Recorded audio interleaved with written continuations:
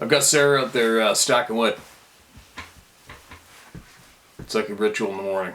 I talked her into it. You gotta get your blood pumping. You gotta get your blood going through your body regularly, and it helps your mind, it helps everything, right? So I got her on the program. She's stacking wood, and that led into me building a whole new woodshed today.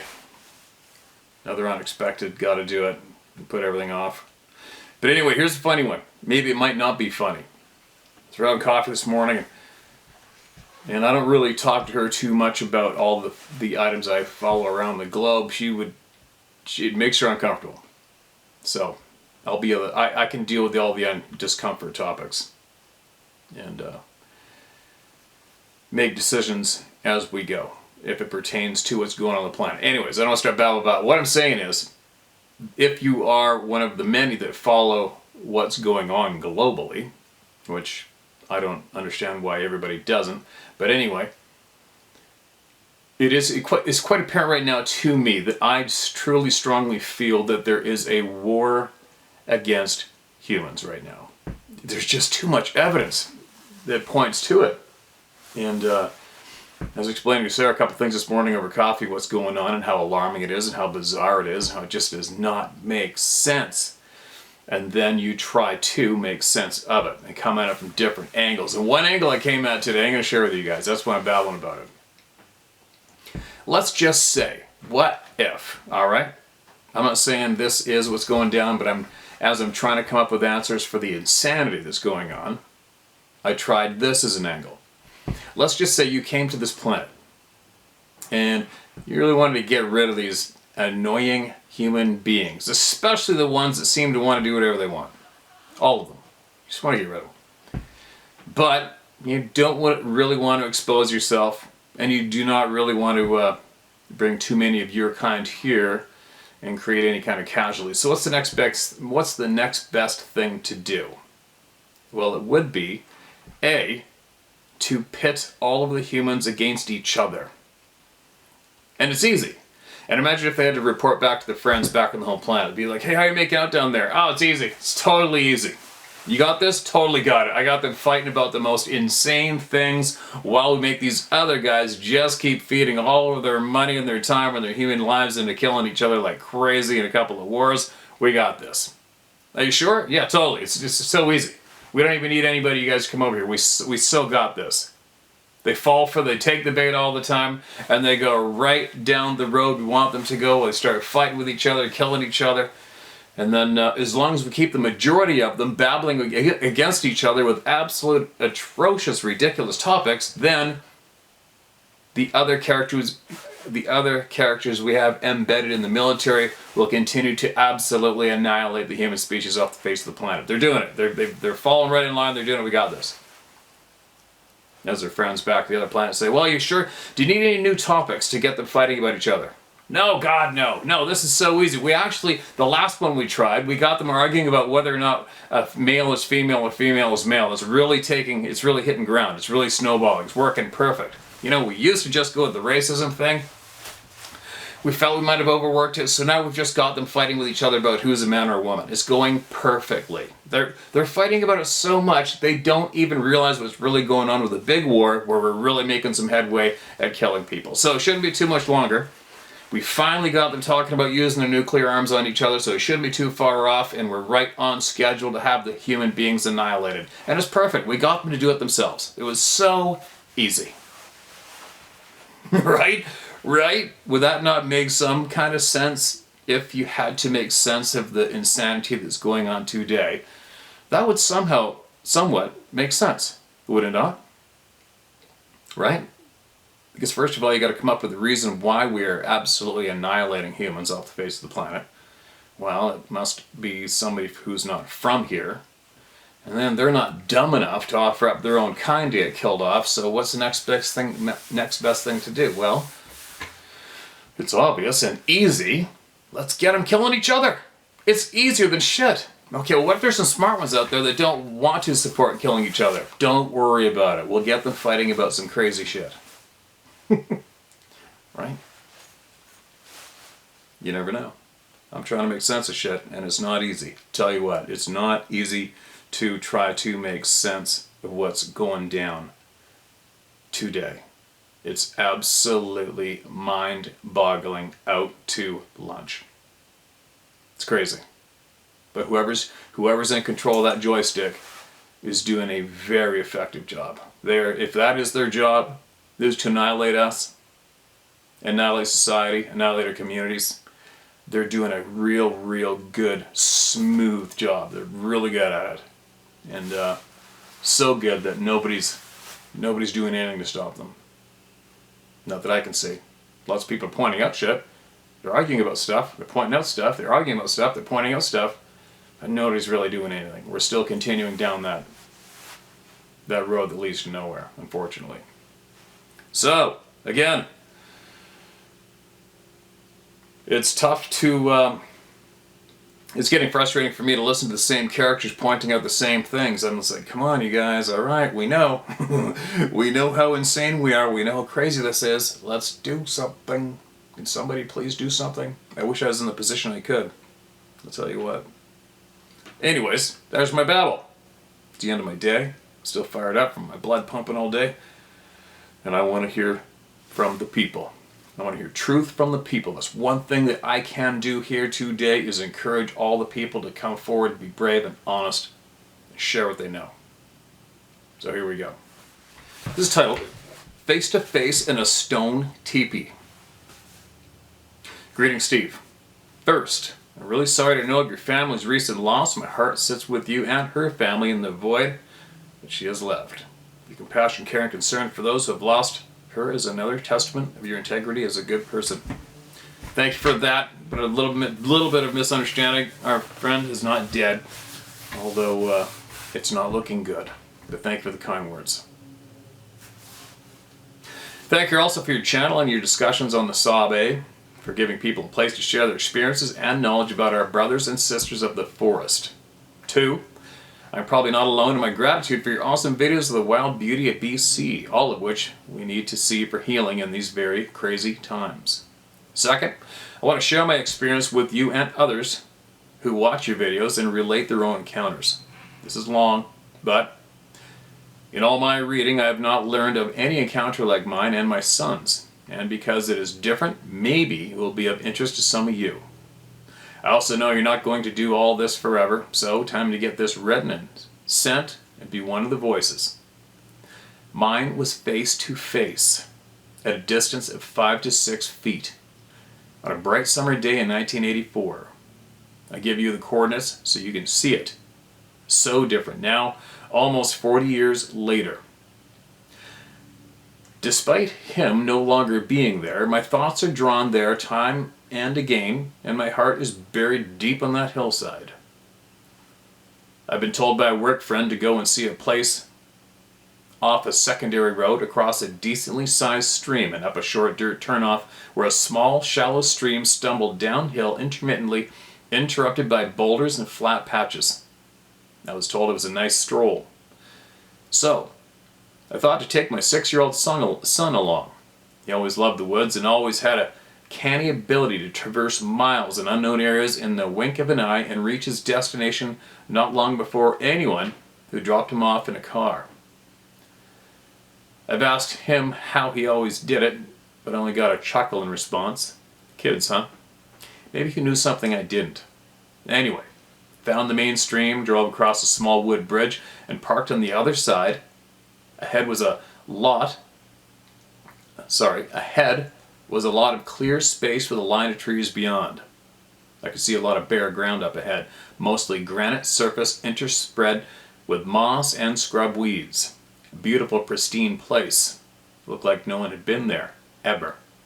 We followed the small stream uphill, its source a small spring further up, and I noticed that the granite we walked on was very smooth. No scrapes or marks to indicate anyone had ever driven up there or had a snowmobile up there, or had used heavy equipment like bulldozers or backhoes.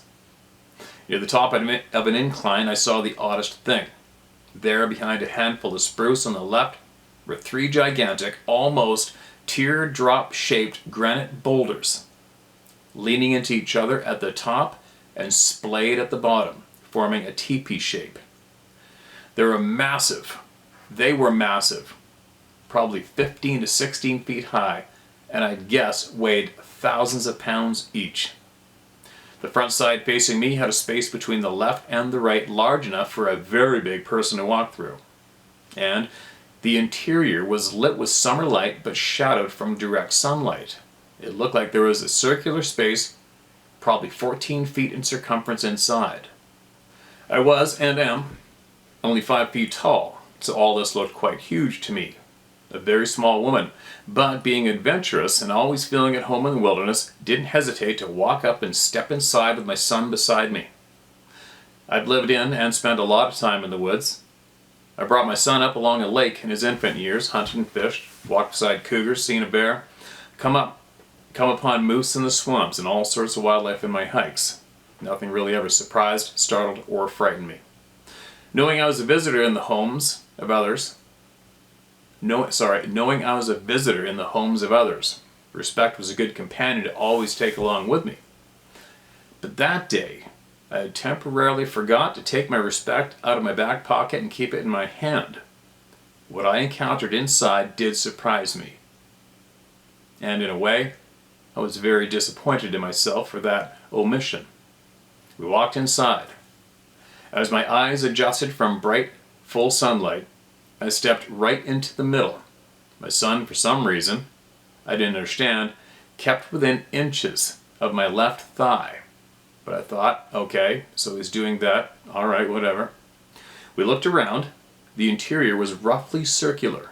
About 5 feet away to my left of center was a floor-level recess, roughly rectangular shaped, and formed by an indentation in the base of the left granite boulder. In that recess was a heap of dried leaves, mostly elm, beech, and oak. I thought that was puzzling because the rest of the interior floor was devoid of any leaves, twigs, or other things I would expect to have been blown around by the wind. Curious, I thought. Then the leaves rustled.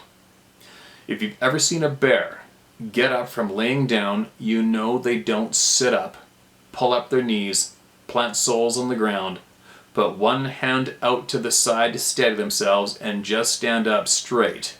No. Their anatomy is more like a dog, and they don't stand up like that. At least I've never seen one do so. But what was laying in the leaves did just simply stand up. Like a human. All 7-8 feet of him. So did every hair on my body. I can hear you chuckling, Steve. Nope, I'm not chuckling. The hair on my body's standing. His body hair was coarse and about 3 to 4 inches long. Light gray mostly, slightly darker gray in his chest and upper arms. His arms dangled down almost to his knees. Hands as big as catcher's mitts, which he held palms turned inward to his thighs and fingers curled in. His feet were huge, broad and long, 5 toes on each, strong looking, and hairy like a bear's feet, even his toes. His legs were astoundingly thick and heavily muscled, covered in some gray hair. At first I saw his face, only in profile. Standing in the same place, he began to turn toward us. He moved slowly, I noticed. Not startled or defensive at all. There was no snout, as you would see on a bear, but a flattish face, maybe 14 to 16 inches wide, a nose flat and broad with wide nostril openings. Not a gorilla, not a human, somewhere in between. Definitely different than either. His facial skin was darker gray than his hair, and his brow ridge was not vastly prominent, but more so than a human. Yes, he had a sagittal crest at the top of his head. Above his brow ridge and over the top of his head was hair, somewhat shorter than on the rest of him, but I noticed it was longer in the back and covered his ears. His chest was like a huge barrel, broad with a heavy breastplate, and tapering only slightly to his waist, where there was a lot to take in during those seconds. There was a lot to take in during those seconds that seemed to last forever. It was an odd sensation, feeling hyper aware like I was seeing everything at once. So alien, yet so familiar. As a former veterinary medical student, I was fascinated. Without taking my eyes from the Sabe's face, I reached down and took my son's hand. He hadn't moved or made a sound all this time. His safety was absolute priority and mother instinct was a reflex. But despite what was right in front of us, towering over us, I did not feel afraid. I felt awestruck. We stood looking at each other, almost black eyes and blue eyes meeting somewhere in the middle. None of us moved or made a sound. I remember thinking irrationally, I wish I had brought some apples. I remember all the bird sounds and tiny rustling noises outside had stopped a while before. There was no mind speak that others tell of, no movement of this large hairy person, just the gentle sound and rise and fall of his barrel chest as he breathed slowly and rhythmically. Recalling those moments that seemed to go on to infinity, I feel breathless all over again. It felt like being judged, assessed, memorized, and bored into my very center by an intelligent being that could see and know everything about me. Crazy. In my peripheral vision to his left, I could see another wide slit of space between the left and rear boulders where they met at the back. A mix of trees and scrub weeds beyond, 2 steps away from him and wide enough for him to bolt through. But still he stayed, completely motionless, never taking his eyes off mine. This huge, gentle person seemed confident, curious, not surprised, not resigned at our uninvited intrusion, but simply accepting of it. In no way did I get the feeling that he resented us or wanted us to leave immediately. I felt no threat or imminent rush of movement. Despite not wanting to leave, mother instinct was pushing me to get my son away. It was time to say our apologies for our trespass, and I pulled my son's hand up and I said in a whisper, my eyes never leaving Sabe's. We're going to run back to the car now, which though I hadn't meant it that way, my son in a burst took literally. Who knew a 6-year-old was actually capable of running so fast? I remember not looking back. I remember hearing no footsteps behind us. I remember breathing deeply, my hands on the steering wheel of my car, feeling awestruck to the point of numbness, overwhelmed, and inexplicably sad to be leaving. Meanwhile, my son, a never-ending chatterbox, had not said a word the whole time between arriving at the bridge and reaching the car again. All the way home, he never spoke a word. He never questioned me about it. Not all these 40 years later. What the F? I remember at work the next day, my friend bending low and peering expectantly into my face. Did you go? I remember not being able to speak. A sort of numbing pressure rising from the center of my chest, filling me, reminded me of those moments of eye contact, making it impossible to speak, only capable of nodding a vague yes. It did not occur to me to go back another time. It felt like a secret I was entrusted with and a privacy it would be wrong to intrude upon again. The betray, it felt as if I would betray this tall giant we had met, jeopardize his safety and home. For that reason, I also never broached the subject with my work friend, though I always suspected he knew what was there and knew it safe enough for me to go alone. My friend from work was like a big brother to me, a best friend who would never put me or my son in harm's way, trustworthy beyond measure. Curiously, or maybe not, he also never broached the subject of what was there. But these decades later, as that Sabe is no longer living by the stream, it's safe for him that I share this encounter now. That site is logged. That site is logged now. Many trees removed, a lot of clear-cut debris, and logging refuse left behind. A dirty scar of barrels, empty oil cans, and rusting tools further downhill. A desecration of a beautiful place. The stone teepee is gone, and I see no evidence of the boulders scattered around when I view the area on aerial maps. The small, aspiring waterfall has dwindled to a trickle. So much habitat destroyed, wildlife displaced, the spirit of this place now broken. A dreadful legacy of humans profiteering from nature. I think about him a lot. If there are no marks of heavy equipment, how did the boulders come to be arranged in a teepee configuration? So perfectly balanced, so conveniently spacious inside. It hadn't been there long. There was no moss or lichen on the boulders. I don't know for certain where he went, and my heart feels heavy about his whereabouts and what has become of him. He may have been seen again in February 2007 by a school bus driver on a country road about 17 miles north of the coordinates I gave you. The driver's description is similar, although Eddie describes a Saabe that is taller, heavier, and more skittish. What I do know is that my son and I were not in any danger. I do know that our meeting confirmed what I had felt since very young, that our relationship with the world beyond civilization is precious, that we, my son and I, are privileged to know it and be accepted by it. I know you know, Steve, how deeply those places righteously claim us and how their insistent voices never stop calling us back. I also know that I still feel a deep connection with this gigantic being, and all this time later I still wish he had brought some apples. I still wish we had brought some apples along with us. Thank you for reading this account of my experience. Peace to you and yours, brother. May every good thing come to all of you and happiness find you all often. East Coast Kate. Kate, that is one amazing freaking experience. Wow.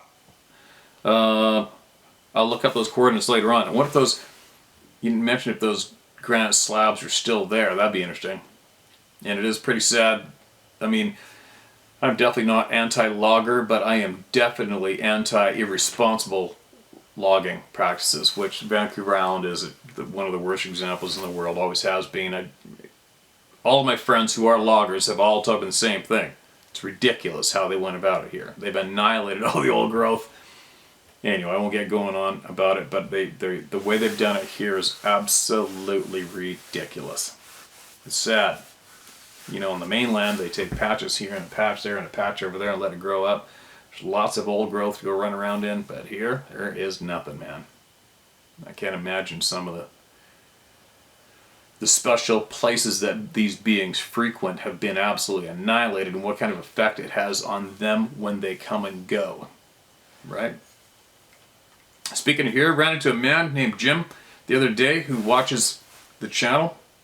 And he was telling Sarah and I about an experience he had just up the road at a fish hatchery just up the road. And kind of reminds me that in British Columbia, fish hatcheries and these experiences with these beings go hand in hand. There's a fish hatchery, I believe, up in Harrison. There's a lot of people who have gone up there and talked to the people that work there, and they say flat out when the fall comes, these beings come. That's all there is to it. They go to the hatcheries. But anyway, that is one hell of an experience shared, is it not? Isn't that amazing? Not frickin' crazy? And I wonder if you didn't mention if your son still doesn't, like, never said nothing, has never ever, it just seems really odd. I mean, have you ever not said to your son, hey, do you remember that time on those rocks? Do you remember that dude looking at us in that little granite cave? And see what he says. Like, did it completely erase from his mind? Gone? Did the shock block it? You know what I mean? What happened there? That's a real curious thing for me. What went on there in that department with the son? Now, who else? I wonder how many freaking emails I've shared since we started getting the truth out. I wonder how many. So many. Steve, this is titled Mind Speak. Steve, if the Saabe people are able to mind speak with we simple humans, and we can understand what they are saying to us, why can't humans understand the so-called gibberish Saabe language?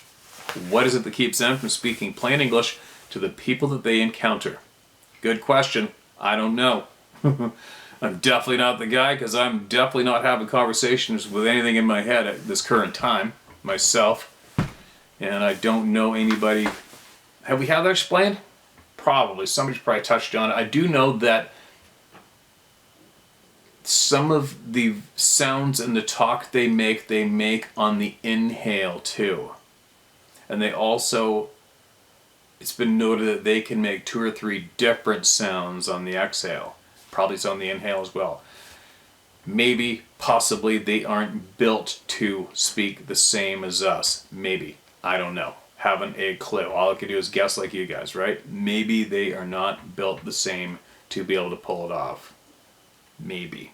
And if they are, it's going to come out real rough. Maybe. And that question just might go to back up that we have lost touch with what we probably could do smoothly in the past, is communicate without moving our lips, right? Possibly. I know a lot of people claim to be able to do that today.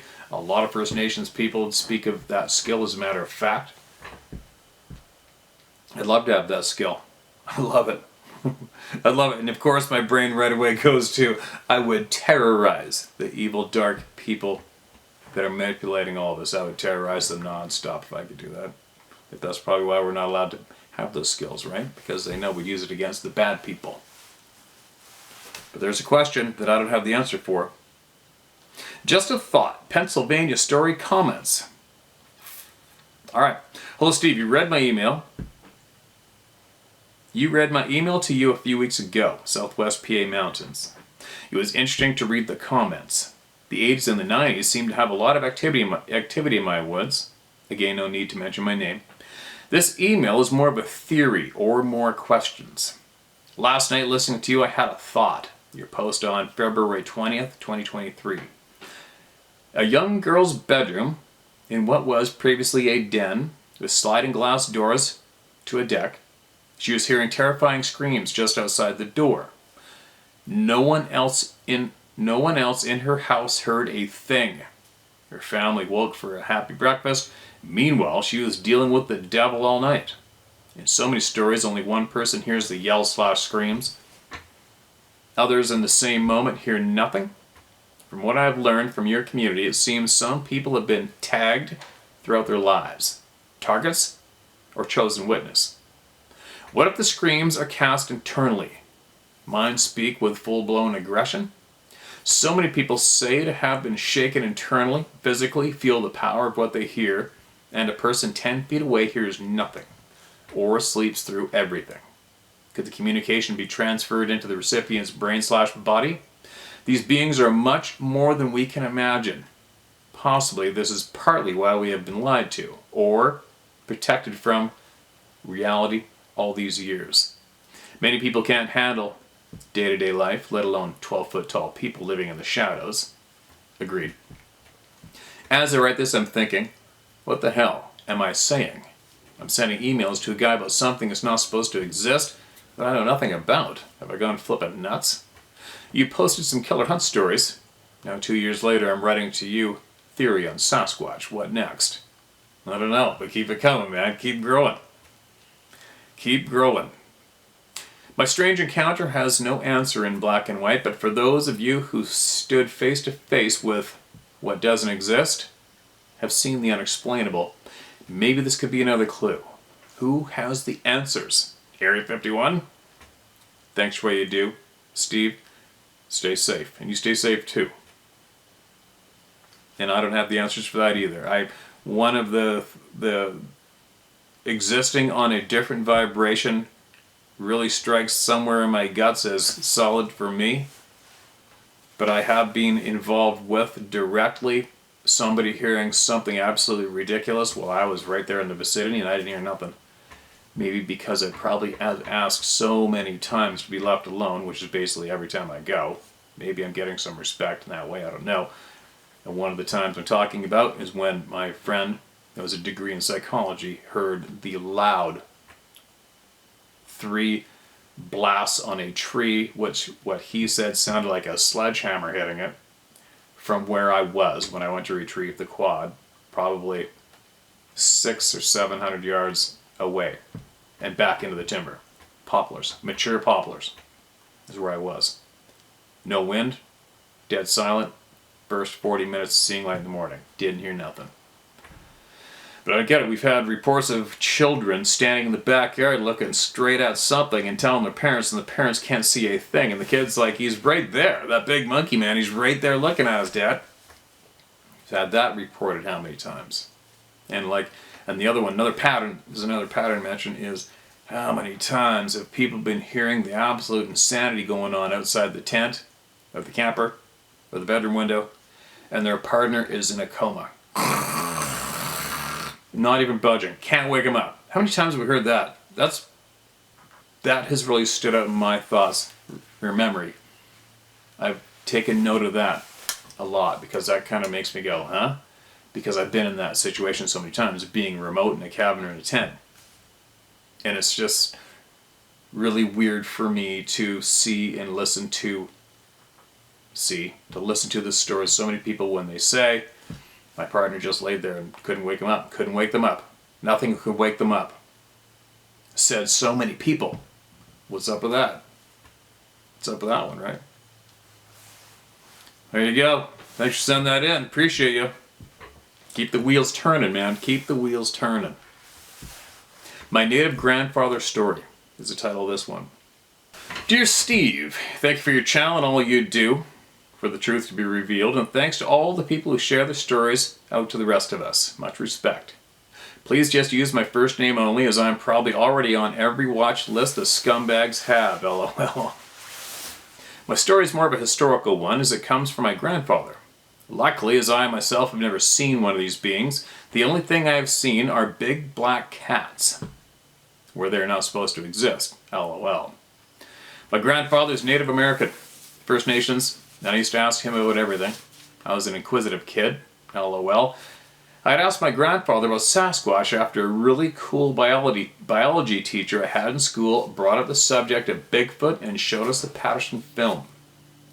Grandpa smiled at me and said, I don't believe in them, but I'm damn sure scared of them, lol. I pondered on that a bit. He had a way of saying things that would make us think. I went back and asked him what he meant by that. He relayed his memories.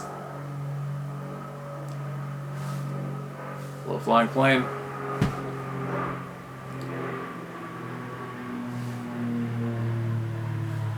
It's a loud one. His dad, my great-grandfather, was hunting buddies with Teddy Roosevelt. When Grandpa was a kid, they would go for dinner, cornbread and beans, after the guys came home from the hunting trips. He listened to his father and the rest tell about the things that happened to them out on their hunts or adventures. And he very matter-of-fact said that there are things in this world that are very hard to understand, but are indeed very real. Years later, I was reading about Teddy Roosevelt and the Rough Riders. I came across some writings about him when he was younger, and he was writing about what I believe was their encounter with Sasquatch. I was a little surprised to find historical writings about the same story my grandfather had told me about when I was a kid. To sum it up, as of yet, I'm not an experiencer, but I'm a knower. As I knew my grandfather to be straight up, no-nonsense kind of guy, and to top it off, I found the exact same story he related in my research on another topic. There is a real and rich history that the scumbags in charge have kept from we the people. It is time the people are made aware. Thank you for all you do, Melissa. Melissa, and thank you for adding to it. With your generosity and your time you just spent sending that in. Appreciate you. It's pretty alarming how history is getting switched around and erased, right? A lot. It hasn't been spoken of too much, but I mean, I know in Iraq, was it whoever the other bad guys were? It's such a confusing ball of crap that's going on over there, but their museums and their old buildings that were still standing from how many gazillions of years ago, they were all getting smashed and annihilated and looted and pounded in the ground and done in. All those museum pieces in history that which went back ridiculous amounts of times were the target and targeted and annihilated. What's up with that? And then we see the history being removed in front of our faces here in North America the last few years. Unbelievable. Right? The war on humanity is very real today, as far as I'm concerned. This isn't about us and them. Those guys said this, they did that, they want to do this, that's your enemy there, that's your enemy here. There's some very evil, dark sons of bitches manipulating the frickin' joystick right now, which affects and controls all of us, the majority of us, for not too good of an outcome. without a doubt. Anyway, I don't want to start babbling. Let's carry on. This is titled Idaho. Hi Steve, I appreciate your channel. You know, it'd be really cool is that if you ever got up to near where you had your encounter with that being on the rock, drop in and show us the spot. Just a thought. That'd be neat. Anyhow, I had an encounter in '81 above a Priest Lake in Idaho. It wasn't a sighting, but a big roaring screams. Priest Lake, we've heard that one a few times. That lake. Back in them years, Bigfoot wasn't thought of a lot in my world. In other words, there wasn't people going around making calls, tree knocks, and all that other bullshit that goes on now. Anyhow, it was late in the afternoon, getting close to sunset. Me and my mother grabbed some beers and got in a pickup truck and decided we were going to go high up in the Selkirk Mountains overlooking Priest Lake, find a spot, drink a couple beers. Read this. Read it. I remember reading, Who grabs beers and slugs back beers with their mom in the woods? I think it's kind of cool. Don't get me wrong. I'm not saying there's anything wrong with it, but that's how I remember that quickly. All right, what's this one? Sasquatch, UFO, and orbs. Important missing piece of puzzle. That's what we're after. Steve, important puzzle piece. Sasquatch observed with blue glowing orbs and UFO. Note, cluster of blue glowing orbs waiting on top of forest canopy. They take off flying together and separate. High up, great vantage point to hide, observe people, and abduct. Missing 411. Interesting how orbs come together then fly up into the sky. No doubt larger mother UFO craft awaiting. Orbs are form of transport and observation. First Nation elder said, there is a hairy man that is flesh and blood, hunts, eats, sleeps, has family. But there's another called Amikuk. Amikuk, A-M-I-K-U-K, seen with orbs and UFO. Amikuk are dangerous. Can assume the form of Sasquatch, become transparent, materialize, and dematerialize. First Nation spider grandmother creation story. Sasquatch are their offspring. They spread arms and legs out with body low to the ground, move fast like a hairy spider, travel inside transparent glowing orbs to attract prey. Case. U.S. National Park. Young man camping, observed a man approaching. Looked like a tramp. He sat down on dirt path edge of wood. Blue glowing orb. Flew out from behind the trees, hovered over the man, spinning, lifted him off the ground. Orb expanded larger and brighter. The man became transparent entering the orb. Man's clothes fell to the ground. Orb flew back into the wood. Young men, fearful, waited, then went over to investigate. They found the man's clothes in a pile. Many times, piled clothes found in missing 411 cases. Best regards, June Miller. There you go. Short, straight to the point. I haven't had the orb experience up close and personal myself yet. Will I? Probably. What am I going to do when I do see it? I don't know. Hopefully I have my high-power binoculars with me so I can almost see right through it. Videotape it? Maybe? Well, probably. I always got a camera in pocket. I had videotape lights before, but way far away. But I've seen the lights before. But I haven't seen blue or orange or red or different colors myself. Interesting, right? Very interesting. What's this one? Alright, here we go. My promised Lower Alabama story. Good morning, Mr. and Mrs. Steve. First, F them. You may use my full name. Second, not many can survive a quarter mile in my boots and only God judges me. So strap in, this one's gonna hurt. Everyone's perspectives may be challenged, and apologies for my profanity. Many years, 25 plus years, and rehabs ago, during my OTR trucker days, I found myself being asked to, quote, regulate, end quote, a dangerous situation. Some folks I knew asked me to stand watch nearby whilst a serious drug deal went down to ensure their safety. this is going to be interesting. I was trusted. And yes, I advised them that that's a good reason to not do such activities, but obviously neither of us listened to my advice. I can be a dumbass too. So there I am, literally in a bayou in the middle of the night, and with a group of armed to the teeth men, and me the only woman. Yes, I was armed too, but to my molars. I'm a woman after all. I needed the money for an expensive custody court hearing and had no other options that paid 4 figures an hour. Damned my ex to hell. Truthfully, was really kind of boring at first, standing outside a beat-up old mobile home listening to all the loud wildlife and not much else. At least I thought it was just wildlife. I'd never been out in the bayou before and didn't know any better.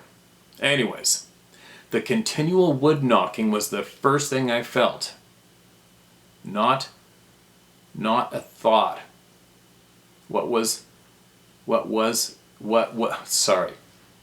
Let me do that one more time. Anyways, the continual wood knocking was the first thing I felt, not thought, was what didn't make sense. It sounded like it was moving closer too. It got seriously close and sounded like a pro basketball player knocking home runs right next to me. It finally made me nervous as hell. So I started creeping around the corner of the trailer to get closer to another guy that I knew was standing outside, supposedly doing what I was doing. I got maybe 20 feet from him and started to feel a little relieved until I saw his face in the moonlight. This guy lived nearby and knew his way around the area. That's why I wanted to be closer, to see if he was nervous, which would tell me if I should be. Well, as they say, F around and find out. This older grown hardcore dude looked terrified. Not scared, downright terrified. I just about lost my shit right there and then. I don't know why I didn't take off running to the nearest paved road out. Maybe I really am nuts. But no, I didn't. I am a dumbass. I started moving closer to him like the Nom vets taught me as a kid. Safety in numbers. In retrospect, I shouldn't have done that since the dude damn near shot me when he finally noticed my movements. It was all really fast. The knocking was replaced right about then with a now almost supernatural growling. I'm thinking, what the F?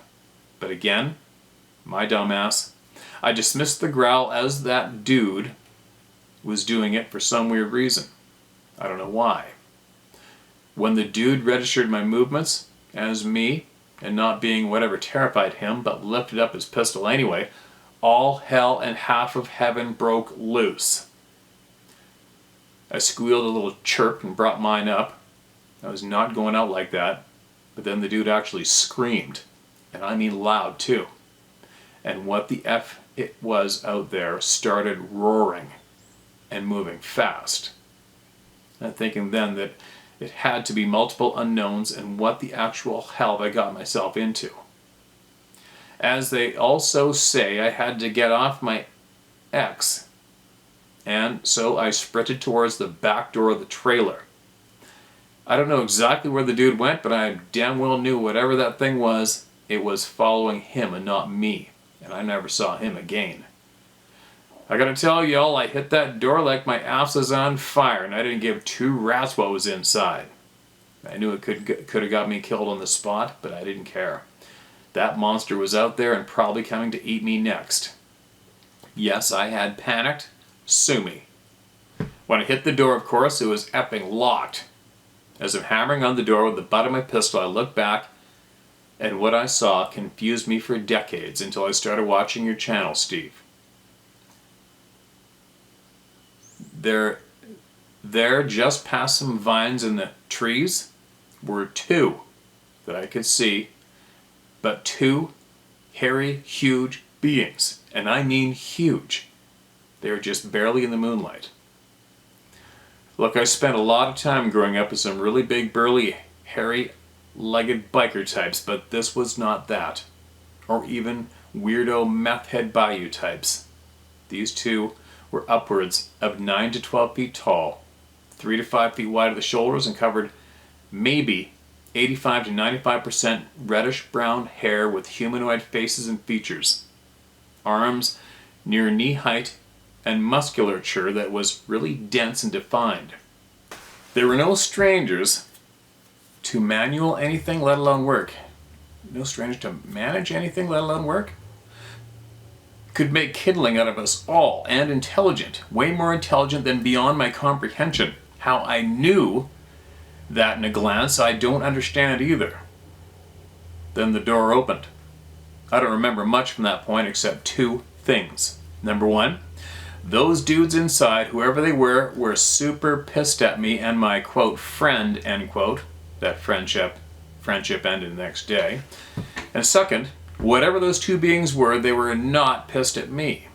I don't know how I made it out of Alabama alive, because dudes like that are not known for their soft, warm, fuzzy behavior or forgiveness. Although they were laughing at my imagining the boogeyman Sasquatch in my high state, they seemed to recall from the reality of knowing I wasn't lying and didn't really want anything to do with me. Totally strange behavior. I believe they realized I didn't use narcotics at the time. They came later on my journey. But it was all super bizarro and probably part of why I did start. Anyways, that morning they scooped me up and allowed me to leave and gave me a ride to the nearest bus depot, but I was not going to bitch. No way, hell no. I was still alive. These are just about all the details I'll share on this event. I'm sure y'all understand. And here's the important part. Fast forward to a couple of weeks ago, as I'm sick of mainstream media and searching for something else to make noise in the apartment, I stumbled across one of your channels. I was doing some mundane household chores, listening to the stories of your subscribers, and it hit me over the ironing board. Oh my God in heaven, I'm remembering a hell of a lot of what blew my now college-educated, long-time sober, and worldly mind was one very simple but obvious fact. It was all connected. And I mean all of it. I don't know how or how much or why, even much else about this entire subject, but I damn well know that one of the beings standing there in that bayou 1,000 miles away was the same juvenile standing at the corner of the cabin that night when I was a kid a decade before. I'm referring to my first emailed story when the female being touched my ankle wanting to see about my cut hand. I honestly don't understand much more at this point, and I honestly don't give two shits what anyone's opinions are, period. And the powers that be, well, they can eat a bag o' dicks. I know what I know, and it's what it is until it is no more. I know with my education and my experience with the psychology industry, I will understand, eventually. Why? Because I don't have any give up in me. None. And I will figure out why the hell a being from such a community would pop up decades apart, not necessarily benevolent, but definitely influencing whether or not I stayed alive. Not once or twice either. Now that I know there are multiple races of beings, it solves some of my questions and concerns, but raises a whole gambit of others. Well, I guess to be continued. Again, thank you so very much for what you're doing. I suspect this entire story sharing culture y'all have created has healed some of the more serious trauma many have endured. I can only say thank you. As always, be blessed and being a blessing. Michelle Meredith, Oklahoma. Michelle, you're a badass. Glad you survived those times, those days. It's always good to hear people that have survived, right? Powered through, powered on, created a better life for themselves, made better decisions. Shit, I've made every bad decision you could ever think of almost. I could write a Encyclopedia Britannica on being a dumbass. Since I was a punk, basically running around a feral kid growing up. Now, I wonder how many other illegal activities were interrupted. Remote illegal activities have been interrupted by something like that. And the reaction of the people that are witnessing it, I wonder if their reaction got them shot. And we'll never hear about it. Who knows, right? Because there's a lot of stuff that goes on in the middle of nowhere when it comes to When it comes to the crime world, I'll bet there's a bunch of them that have stories. But I believe they'll be on social media anytime soon. Let's hear another one. This is titled, The Answer to Your Question, Why?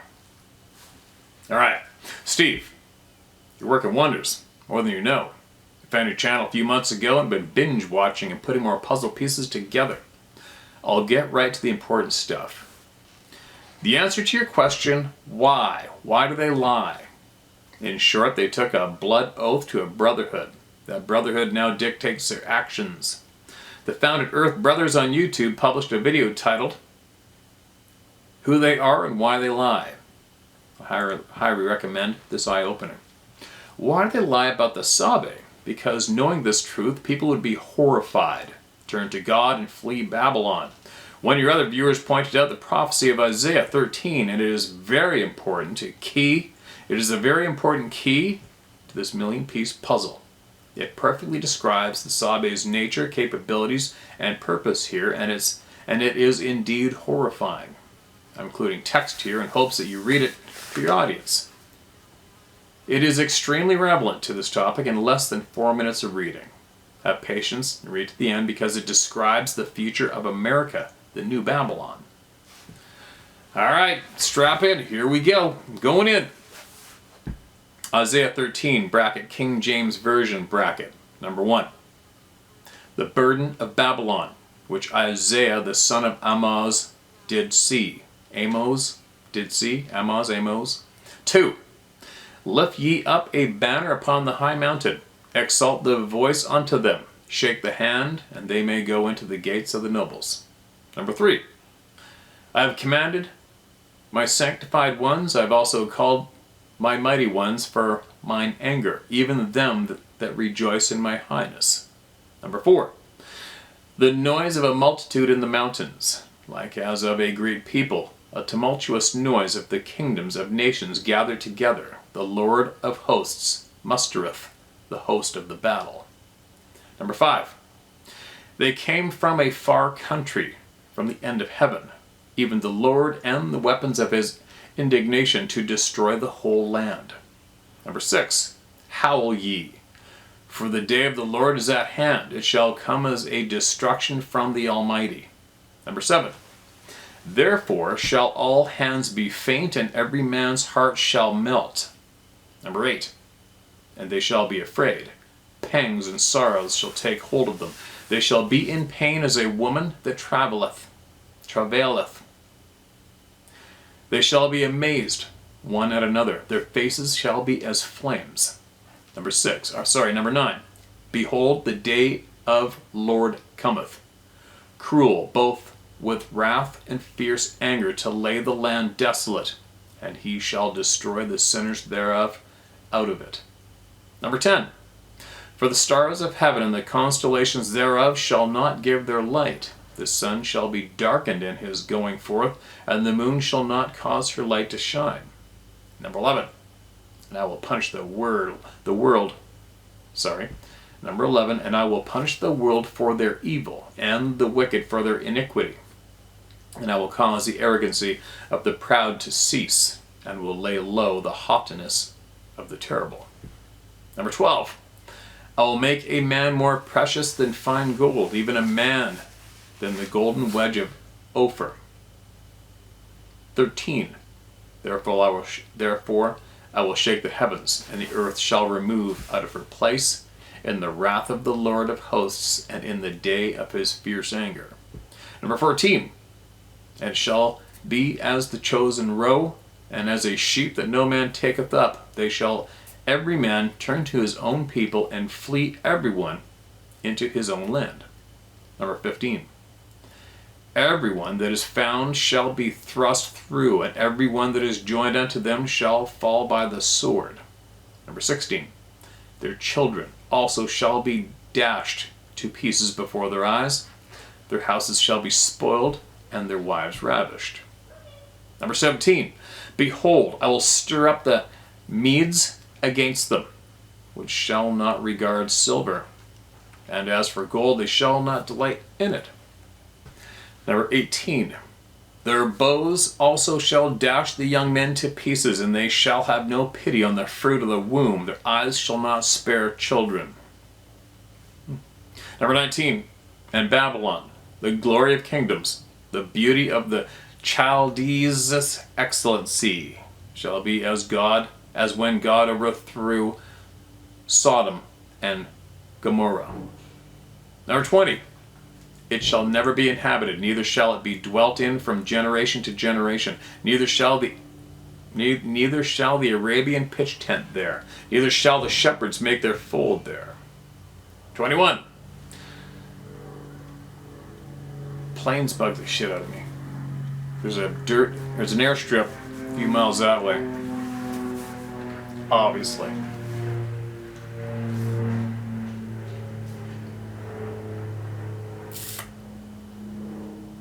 Number 20. Oh, I already read that. Sorry. Number 21. But wild beasts of the desert shall lie there, and their houses shall be full of doleful creatures, and owls shall dwell there, and satyrs shall dance there. 22. And the wild beasts of the islands shall cry in their desolate houses, and dragons in their pleasant palaces, and her time is near to come, and her days shall not be prolonged.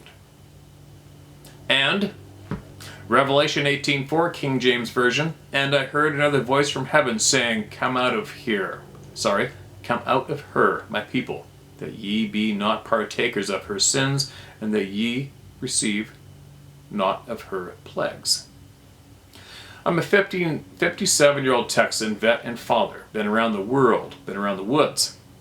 I've heard the roar in Central Texas, experienced rocks thrown in East Texas, and found a giant pile of crap in West Florida. Your channel has helped me to realize that they're everywhere in this country. We're being surrounded by these Sabe who are fully capable of committing the acts above. Every person and thing that I know and love are right here in America.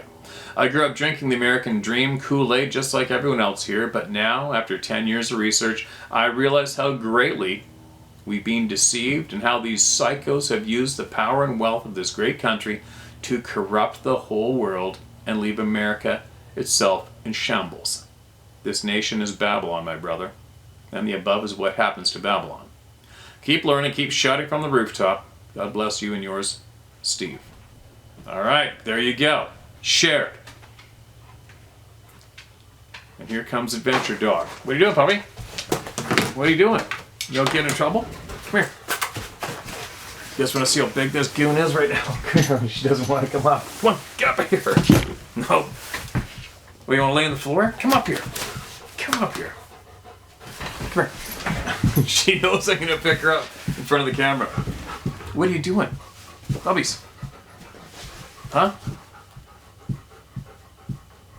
She figured out how to climb in the pool and get out on her own. She takes about 3 dips a day. That's the camera. Don't hit it. Carry on. As you were. I'll be out there in a bit. There she goes. Anyway, sorry about that, you guys. The dogs, right? They just take this. They take the stage right away, right off the bat. We'll see what's coming, right? We'll see what comes. I mean, it's got to come to a head pretty quick what's been going down. I can't see it going on much longer. The insanity that's going on around the planet. Holy cow. I'll refer back to the beginning of the video when I went on my babble and tried to come at it from a different angle, right? Let's just say there was some evil group of bastards in a room with a joystick given control. Their job is to pit humans against each other at all costs.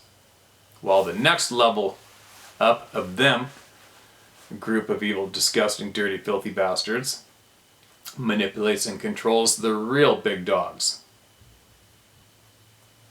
who control the military, who control missiles, who control lies, deception, misleading, and effectively and non-stop end the lives of tens of thousands of human beings who just wanted to have fun like every one of us, right? You know what I mean?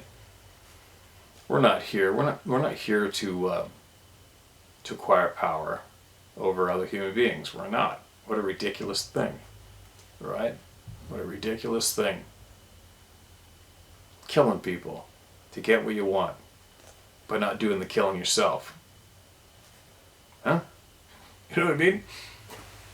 I can't believe how many people... I just cannot believe how many people are controlled to the point that they will kill innocent people for these people, meaning us.